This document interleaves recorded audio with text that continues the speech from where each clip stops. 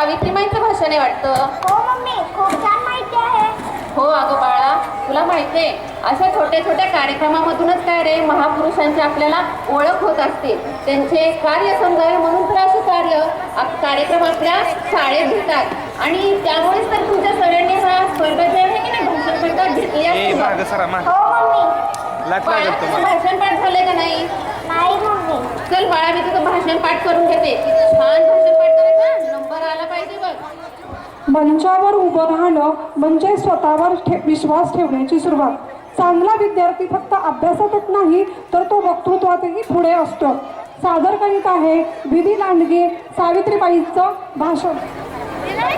नमस्कार, माझे नाव विधी लालकृष्ण लांडगे. शाळेचे नाव जिल्हा परिषद प्राथमिक शाळा साठेनगर, इयत्ता 3री. माझ्या भाषणाचा विषय आहे स्त्री शिक्षणाचे महत्त्व.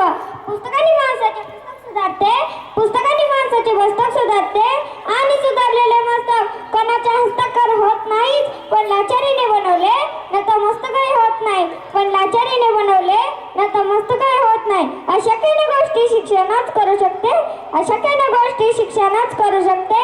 क्रांतीची माणसे शिक्षणानेच पेटू शकते. मित्रांनो, ही ओळखले ते माझ्या क्रांतीज्योती सूर्याने. म्हणूनच तर माझा पहिला नमस्कार माझ्या त्या क्रांतीज्योती सूर्याला, जिने स्त्री शिक्षणाची मुहूर्त मिळवली. त्यामुळेच माझी आई, माझी ताई, आत्या, मावशी या शाळेत गेल्या, शाळा शिकल्या आणि कुटुंबाला शिक्षक केले.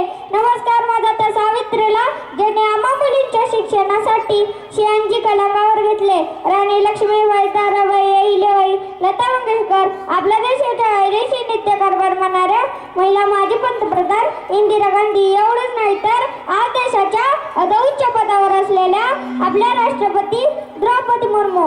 पहा, अशा कितीतरी स्त्रिया पुरुषांच्या बरोबरीने काम करताना दिसतात.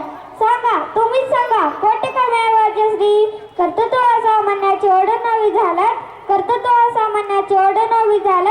स्त्री शिक्षणानेच केलं आहे जागर